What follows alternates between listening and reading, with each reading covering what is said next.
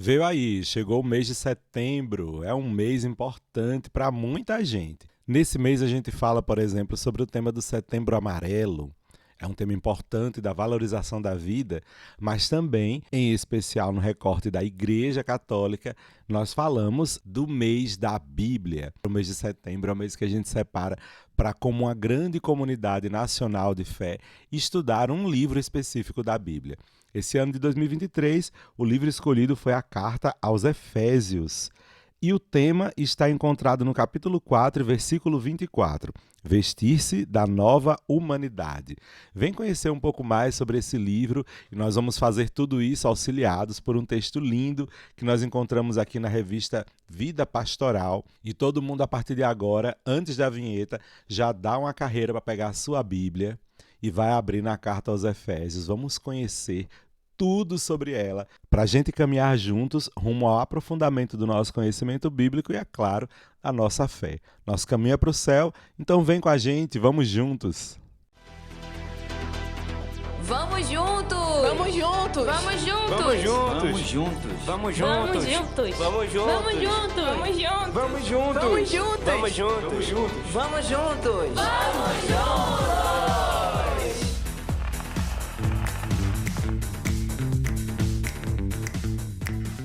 E sejam todos bem-vindos e bem-vindas a mais essa edição do podcast Vamos Juntos. Eu sou o Padre Neto, salesiano de Dom Bosco. Te acolho aqui com muito carinho nesse episódio para a gente dar bons passos rumo a um entendimento maior sobre o que é esta carta aos Efésios, de onde é que ela vem, para onde é que ela vai. Nós sabemos, sim, o mês de setembro é o mês escolhido para ser o mês da Bíblia aqui na Igreja do Brasil, porque no dia 30 de setembro a gente celebra São Jerônimo, que foi um santo que dedicou sua vida, boa parte de sua vida, à tradução dos textos originais bíblicos para o latim. Isso popularizou demais o texto, claro que não tanto quanto a gente veria depois, quando o texto bíblico passa a ser traduzido na língua vernácula, na língua de cada país, mas isso ajudou muito e possibilitou o texto ser muito mais conhecido e estudado. Então, São Jerônimo foi um grande homem da igreja, a quem todas as igrejas cristãs devem, porque ele traduziu inicialmente os textos para o latim. E o latim era a língua que se estudava na maioria das universidades da Europa. Logo, ele popularizou mesmo o texto bíblico para quem tinha estudo, para quem sabia ler. Bom, gente, agora todo mundo já entendeu o porquê que o mês de setembro é o mês da Bíblia na igreja.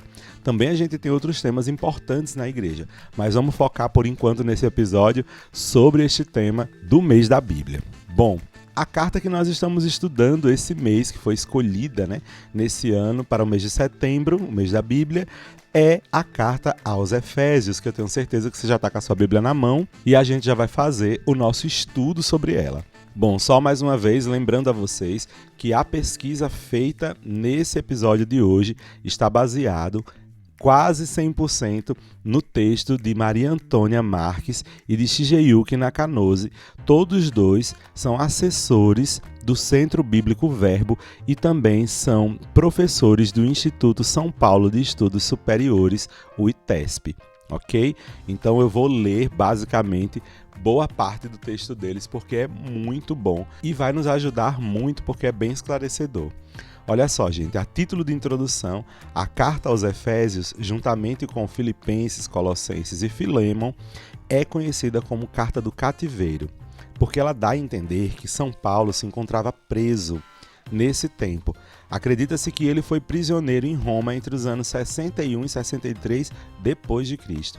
E pode ser que nessa ocasião ele tenha escrito essa carta aos seus seguidores e seguidoras da cidade de Éfeso, capital da província romana na Ásia Menor, para poder instruir aquele povo todo no projeto salvador de Deus e na vida comunitária em Jesus Cristo.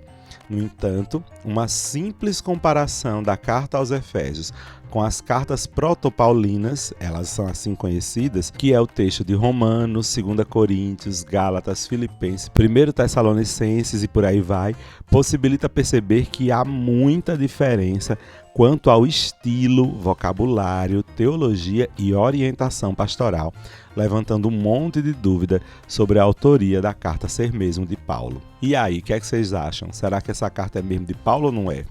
Vamos ver. Então, o primeiro ponto que a gente pode estudar aqui é sobre o autor, destinatário e a data. É isso que eles apresentam aqui no texto que a gente está utilizando como base. Os estudos sobre a carta aos Efésios apontam algumas características. Primeiro, vocabulário. Em Efésios, contém 86 termos que não se encontram em outras cartas paulinas. Desses, 34 são ausentes em todos os outros textos do Novo Testamento. Logo, estamos tratando aqui de um texto muito diferente do que a gente está acostumado a ver em São Paulo. Depois, Colossenses. A carta dirigida à comunidade de Colossos, cidade da Ásia Menor, escrita por um colaborador de Paulo, é a mais parecida com Efésios, tanto na forma quanto no conteúdo. Isso daí a gente já está então aproximando esse texto de uma outra pessoa que não seja Paulo. Depois, um outro tema são os judeus. Os judeus e não judeus. Em Efésios, não trata do grave conflito entre judeus e não judeus descrito nas cartas paulinas, por exemplo, como a gente vê lá em Filipenses, o que indica uma outra realidade do fim do século I depois de Cristo.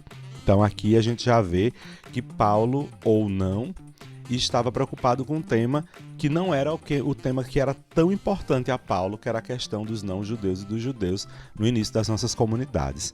A gente sabe que tinha muita briga entre esses grupos, né? Infelizmente. Um outro tema que a gente encontra aqui é o que é chamado de escatologia. O texto de Efésios não espera a vinda iminente de Cristo, como Paulo acreditava sempre e colocava em seus textos. Essa perspectiva tinha se enfraquecido muito e as comunidades precisavam se organizar e se adaptar para poder sobreviver dentro do Império Romano. Efésios é um texto que tem relações significativas com as cartas católicas, que são elas Tiago, 1º e 2º Pedro e por aí vai. Também a gente tem outra temática com relação ao autor, destinatário e data. A menção a Éfeso como destinatário falta em muitos manuscritos importantes de Efésios, o que faz a gente pensar que esse texto, na verdade, era uma carta circular aos cristãos todos da Ásia Menor por volta do ano 90 depois de Cristo, e não somente aquela comunidade específica de Éfeso. Esses dados são suficientes para afirmar que Paulo não escreveu a carta aos Efésios. Essa carta circular provavelmente foi enviada a várias comunidades no final do primeiro século, no contexto da exploração e dominação do Império Romano. Logo, já sabemos que o autor dessa carta não é Paulo. O destinatário, várias as comunidades da Ásia Menor. E a data, provavelmente no ano 90 depois de Cristo, perto de completar um século. Então aí já temos esse conhecimento importante. Bom, como que era então a realidade da época em que essa carta foi escrita? O livro de Apocalipse de João, escrito no final do século I depois de Cristo, mais ou menos no mesmo período aí da carta aos Efésios, lá também na Ásia Menor, descreve a exploração econômica da região pelos mercadores da terra, como eram denominados as pessoas do Império Romano. Esses mercadores da terra estavam explorando e levando a riqueza da terra para a capital do Império, carregamento de ouro, prata, de pedras preciosas, vinho, azeite, flor de farinha, trigo, bois e ovelhas, cavalos, carros, escravos, vidas humanas. Isso tudo está descrito lá em Apocalipse 18, versículo de 12 a 13.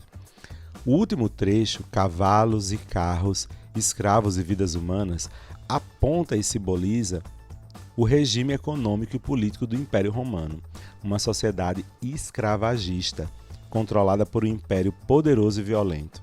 A dominação começa com a terra. A maioria das terras da Ásia Menor pertencia ao Império Romano, o que gerava uma cobrança muito grande de impostos e um monopólio de comércio. Então o povo estava nas mãos do Império Romano e não eram boas mãos, viu? A maioria então dessa população estava debaixo da escravidão, resultado da exigência de muitos impostos, do comércio abusivo e das várias formas de violência. O duro trabalho nas fazendas, o trabalho com as ovelhas, nas minas para tirar prata e pedra preciosa e também nas fábricas onde se faziam as carroças, carros puxados por cavalos, etc., enfraqueciam e empobrecia muito todo o povo. O sofrimento aumentava ainda mais com a dominação cotidiana do Império no ambiente social e cultural da Ásia Menor, o que fazia com que o povo sofresse muito em diversos aspectos. O sofrimento do povo conquistado, o povo de Deus, lá da Ásia Menor, foi acentuado nos anos do reinado de Domiciano, ou seja, no ano 81 ao 96 d.C. Ele era um imperador muito arrogante, que exigia até ser chamado de Senhor e Deus. Seus últimos anos foram marcados pelo terror, com muitas sentenças de morte também contra os membros da própria família, e também feroz perseguição aos cristãos. E problemas econômicos também marcaram muito o final do império dele, que foram geradores de grande turbulência, exploração e violência contra a população da Ásia Menor. Era nesse mundo difícil que as comunidades cristãs jovens, recém-separadas do judaísmo, o judeu cristão expulso da sinagoga, deviam afirmar-se, unir-se e manter-se em sua caminhada, pregando Jesus Cristo crucificado e praticando o amor ao próximo, como a gente vê também em Efésios, capítulo 3, versículos de 14 a 22. Sobretudo, os estrangeiros convertidos, assim chamados os gentios convertidos, deviam apropriar-se das virtudes de Cristo, livrando-se de uma vida não cristã, com vícios e com maus espíritos. Daí para frente, por volta do ano 90, os cristãos já não esperavam a volta de repente do Senhor, mas se empenhavam em construir moradas. A preocupação com a solidificação da igreja e com a estabilidade da família cristã estavam agora em primeiro lugar diante dos problemas do mundo. Então, quais eram os grandes problemas que se encontravam nesse tempo? Ao procurar viver o amor ao próximo, as comunidades, a exemplo de Jesus Cristo, acabavam se chocando com os valores do imponente mundo helenizado e hierarquizado em que estavam inseridas. Por exemplo, como cristãos podiam acreditar em um Messias crucificado e pregá-lo, como a gente vê lá em Efésios, capítulo 2, versículo 16. Como acreditar que o mais esmagado e desprezado entre os seres humanos era filho de Deus, que veio para dar sentido à vida e ao mundo sob o domínio do Império Romano, com seu imperador considerado Senhor e Deus Todo-Poderoso? Como o cristão podia usar o título de Senhor para Jesus Cristo, título reservado ao imperador? Qual a posição de Cristo Senhor em relação ao Deus do Império e aos poderes cósmicos? Como a igreja, que vinha da tradição judaica do povo de Deus, de monoteísmo exclusivo, podia dar, com o Evangelho de Jesus Cristo, o projeto salvador da graça de Deus, o mistério, a todas as nações alcançadas pelo projeto salvador da Pax Romana diante do Evangelho do Imperador. Havia um grupo helenizado, ou seja, aquele grupo que vinha de lá dos conhecimentos da filosofia agnóstica. A gnose começava a crescer muito nas comunidades, que se interessavam apenas por si mesmos, alegando ter uma liberdade superior e exprimia uma espiritualidade vertical, muitas vezes desvinculada do compromisso social e comunitário. Vê como é que tinha problema, minha gente. A maioria dos membros era de não-judeus convertidos, mas havia também membros judeus, antigos e tementes a Deus, em seu meio. E o problema da relação entre eles não havia sido totalmente resolvido, como a gente vê em Efésios capítulo 2, versículo 14. O fluxo dos novos convertidos não-judeus nas comunidades criou algumas tensões significativas. Nesse contexto, como resolver a inimizade cultural e econômica para manter a unidade da igreja? Em uma sociedade escravagista, a posição, o cargo e a função social das pessoas eram controladas pelo sistema patronal e patriarcal, que tinha na pessoa do imperador o patrono e pai, e instaurava relações de submissão e de desprezo. Como a carta aos Efésios advertiu os membros para o perigo de desprezo e de conflito na igreja por causa das diferentes funções de cada membro. Isso aí a gente vai ver lá em Efésios capítulo 4, versículo 16. No mundo que era dominado pelos gregos e pelos romanos, marcado pela helenização, os cristãos, sobretudo os que vinham agora convertidos desses lugares, encontravam-se em perigo de retrocesso na vida moral e desvio de fé. Como conscientizar a comunidade sobre os perigos, como a imoralidade e a libertinagem? Como as pessoas batizadas em nome de Jesus Cristo, sob a ética da igualdade, assumem o código doméstico, a lei da submissão na família, a célula fundamental da sociedade patriarcal e escravagista daquele tempo? As injustiças e as opressões eram praticadas pelos poderosos do mundo, como a gente vê descrito em Efésios capítulo 6, versículo 12. Na realidade vigente da sociedade escravagista, na qual era quase impossível promover mudanças, como a carta aos Efésios orienta os membros para lutar contra o mal, personificado pelo diabo, o maligno, que seduz e se encarna nos poderosos deste mundo. Então, para a gente conhecer melhor a carta aos Efésios, vamos dar mais alguns passos. A carta aos Efésios pode ser dividida em duas partes. A primeira é uma parte doutrinal sobre o projeto salvador de Deus realizado em seu Filho Jesus. A gente tem isso começando a ser descrito no primeiro capítulo de Efésios, do 3 ao 14, e vai sendo desenvolvido na igreja, a qual tem como cabeça Jesus Cristo, sobretudo Cristo crucificado. Isso a gente vai ver ainda no primeiro capítulo, versículos do 15 até o capítulo 2, versículo 22. Anunciado por Paulo. A segunda parte é marcada pela exortação a dinamizar a vida cristã, viver na unidade, viver como filhos da luz, ser família cristã, lutar contra o mal.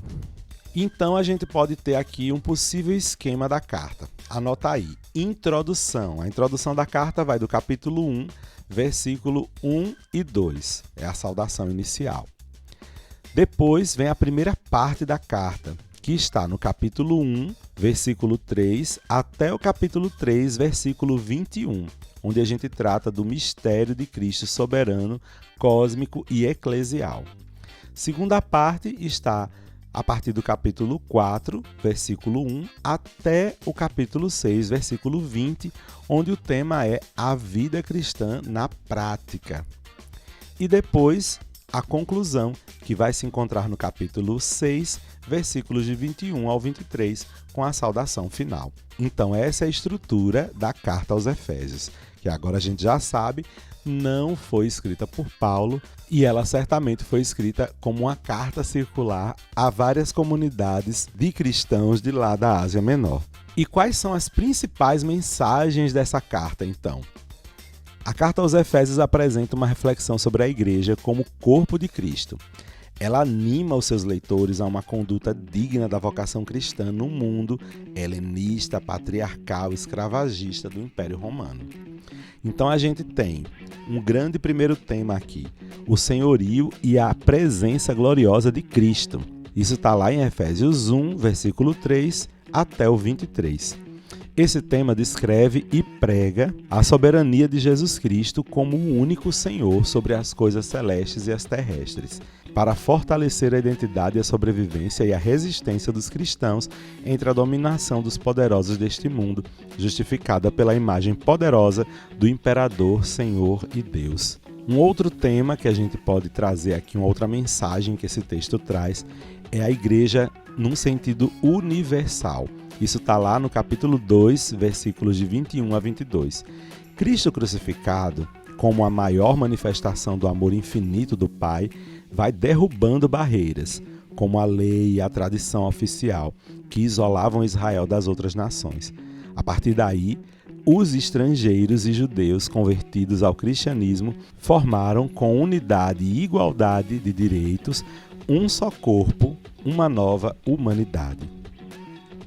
Um outro tema, outra mensagem que a gente encontra no texto da carta aos Efésios é o mistério de Deus com o amor de Cristo. Isso está lá em Efésios, capítulo 3, versículos de 1 a 21.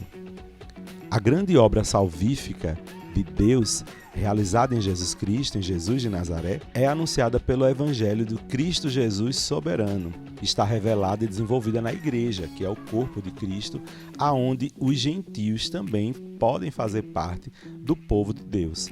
Na igreja, a fé no amor de Cristo, fortalecida pelo Espírito Santo, deve ativar o coração dos fiéis, para poder superar todo o conhecimento que seja desvinculado da responsabilidade social e comunitária e venha a construir a casa de Deus Pai no seio do mundo injusto e opressor. Uma outra mensagem que a gente pode encontrar é a mensagem da unidade na diversidade. A partir do capítulo 4, versículo do 1 ao 16, a gente encontra isso. Pelo batismo, os membros cristãos ressuscitados, entre aspas, com Cristo Jesus, são libertados do pecado, o poder das trevas, e unidos ao Filho de Deus, participando do mistério, ou seja, o projeto de salvação de Jesus Cristo, e formando a nova humanidade, o homem perfeito na igreja.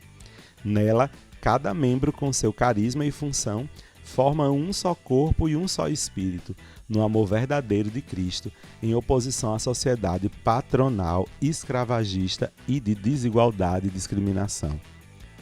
Um outro tema importante é o tema da nova humanidade em Cristo, que é o que deu o tema do estudo desse ano na Carta aos Efésios, capítulo 4, versículos 17 até o capítulo 5, versículo 20.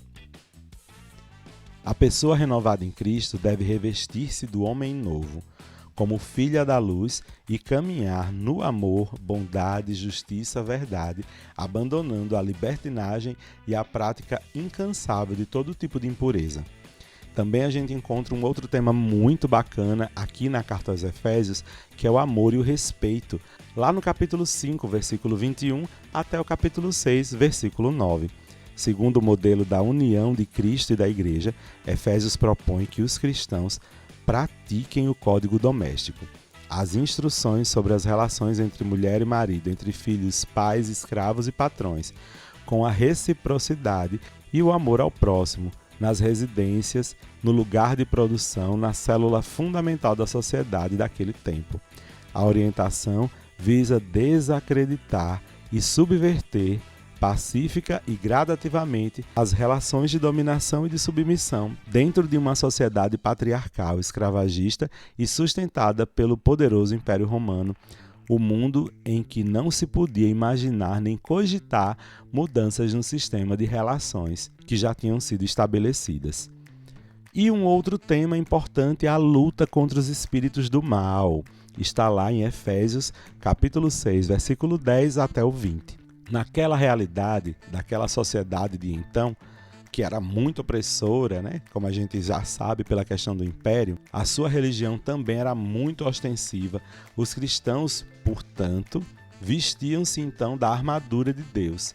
Devem lutar contra todos os espíritos do mal, chefiados pelo inimigo de Deus, pelo diabo maligno, os quais seduzem e dominam o mundo, o ser humano e a história, com seu espírito de alienação, ignorância e libertinagem. As armas para o combate e a resistência à sociedade geradora de injustiça, opressão e morte são simples: verdade, justiça, evangelho da paz, fé, o Espírito, a palavra e a oração.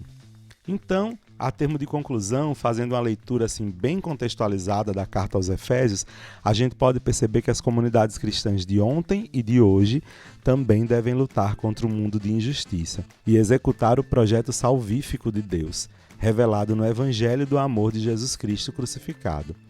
Deus, Pai Criador, reúne todas as pessoas na unidade e na paz, excluindo qualquer separação de classe social, etnia, gênero e origem religiosa. Quase 2000 anos se passaram, mas os espíritos do mal, ou seja, as ambições dos bens e dos poderes, continuam seduzindo e encarnando-se nos poderosos de hoje e devorando as pessoas inocentes por causa das guerras, o trabalho escravo, a economia selvagem, a fome, a violência, etc. Os cristãos podem lutar contra o mundo do maligno, não só no sentido espiritual, mas também no sentido real e concreto. A injustiça, a desigualdade crescem a cada momento, dentro e fora das nossas comunidades cristãs. Então a gente tem um grande desafio pela frente: reavivar a justiça, a solidariedade e a irmandade em nossa vida e em nossa missão.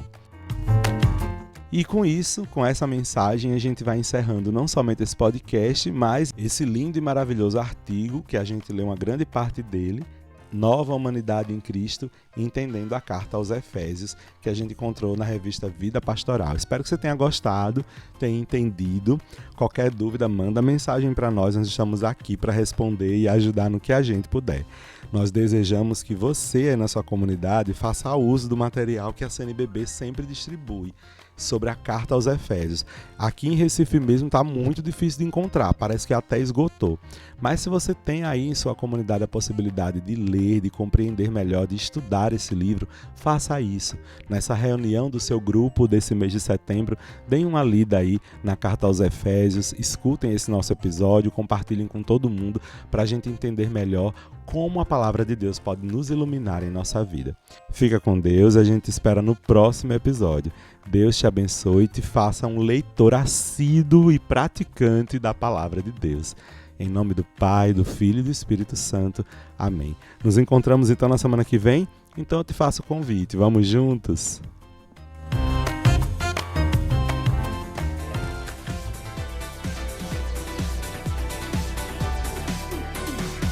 Esse podcast é uma iniciativa da AJS Caetés e Inspetoria Salesiana São Luís Gonzaga.